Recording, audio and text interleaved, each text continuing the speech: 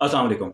आज मैंने आपको बरवक्त के हवाले से और लोन एप्लीकेशंस के हवाले से कुछ इंपॉर्टेंट कमेंट्स दिखाने हैं। कमेंट सेक्शन में मैंने पहले भी रेफर किया था, खास तौर पे वो लोग जो इस चीज़ पर बिल्कुल बिलीव नहीं कर रहे थे कि एफआईए की जानिब से, उनके ऑफिशियल्स की जानिब से ये एडवाइस की जा रही है उन लोगों को जो बाकायदा तौर पर कंप्लेंट दर्ज करवा रहे हैं वहाँ पर बरवक्त के खिलाफ और ऐसी तमाम लोन एप्लीकेशंस के खिलाफ कि जी ये हमारे साथ ये फ्रॉड कर रही है, हमारा डाटा हैक कर लिया और शरह सूद बहुत ज़्यादा चार्ज कर रही है, दिस एंड दैट।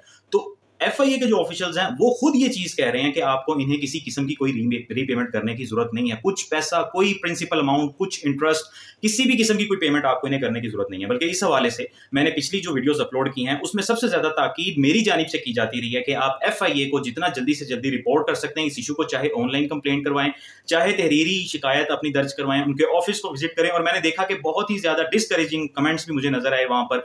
कुछ लोग ये कह रहे हैं कि जी आप जस्ट अपनी रेटिंग्स बढ़ाने के लिए, अपने व्यूज लेने के लिए लोगों को मिसलीड कर रहे हैं। कुछ कह रहे हैं कि नहीं जी एफआईए में जाने का कोई फायदा नहीं है, एससीसीपी में या अदारों में, पीटीए में, इधर उधर। भाई किसी दूसरे इदारे की बात नहीं की, सिर्फ एफआईए साइबर क्राइम विंग की बात की है। और अगर आपको ऐसा लगता है कि कोई शख्स व्यूज या रेटिंग के लिए ये सब कुछ कर रहा है तो आप जो आपके दिल में आता है वो करें, लेकिन एटलीस्ट जो दूसरा एक तबका, जो परेशान तबका है, जिसे नहीं समझ आ रही सिचुएशन में क्या करना है, उनको ये बात समझने दें।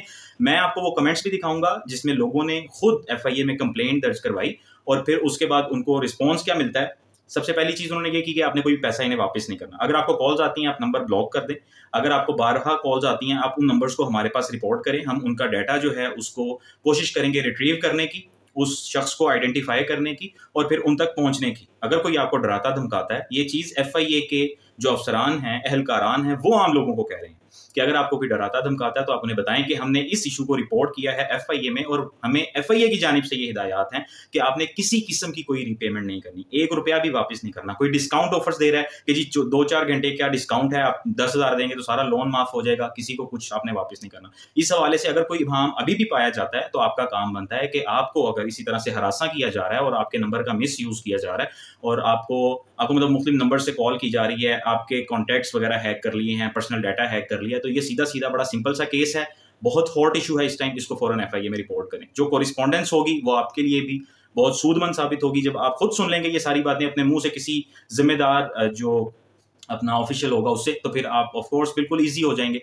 लिहाजा आप बिल्कुल भी ताखीर मत करें और किसी किस्म का, अगेन वही मेरा आपसे गुजारिश है, वही सजेशन है कि घबराने की, परेशान होने की, कोई पैसा किसी को देने की जरूरत नहीं है। एप्लीकेशंस को अनइंस्टॉल करें, इनको अपने मोबाइल में नहीं रखना, दूसरी किसी ऐसी एप्लीकेशन को इंस्टॉल नहीं करना, लेकिन जो कुछ ले लिया है उसको भूल जाएं, उसको वापस करना तो बिल्कुल ही भूल जाएं। इसमें जो कमेंट सेक्शन में मैं बात कर रहा हूँ, आइए मैं कुछ कमेंट्स आपको दिखाता हूँ लोगों के कि वो उनका तजर्बा क्या रहा है इस हवाले से, कंप्लेंट करने के हवाले से उनका क्या तजर्बा रहा है, ताकि आप लोग खुद देख लें कि अगर आपको मैं कोई बात कह रहा हूँ तो वो किसी बुनियाद पर कह रहा हूँ, ऐसी खामखा बस हवा में बातें नहीं मैं कर रहा। तो आइए देखते हैं उनके कमेंट्स के लोगों का तजर्बा क्या रहा। जी मेरे दोस्तों, अब आप देखेंगे इस वीडियो के नीचे मैं आपको कमेंट्स दिखाने लगा हूं और कमेंट्स दिखाने का मकसद सिर्फ यह था कि आप जो रियल टाइम एक्सपीरियंस है हमारे दूसरे दोस्तों का, उससे देख सकें कि उन लोगों को क्या रिस्पॉन्स मिल रहा है। और अगर आप भी एफआईए में जाएंगे तो आपको भी यही रिस्पॉन्स मिलेगा।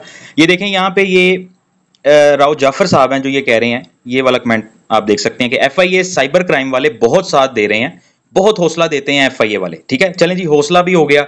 अब आगे प्रैक्टिकली अगर आप देखना चाहें कि एफआईए वाले क्या कर रहे हैं तो यहां पे मैं आपको एक और कमेंट दिखाऊंगा कि ये राव जाफर साहब ने ये बात की हुई है कि मैंने एफआईए में कंप्लेन की है। एफआईए वाले ये कहते हैं कि इनको रिप्लाई ना करें, नंबर ब्लॉक कर दें, सब नंबर ब्लॉक कर दें जिनसे आपको कॉल आती है।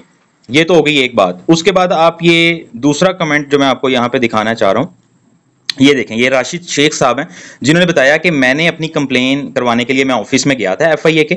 मुझे ऑफिसर ने साफ कह दिया कि आप इस ऐप को अनइंस्टॉल कर दें और सूद तो दूर, इनके प्रिंसिपल भी नहीं आपने देने, ₹1 भी नहीं देना।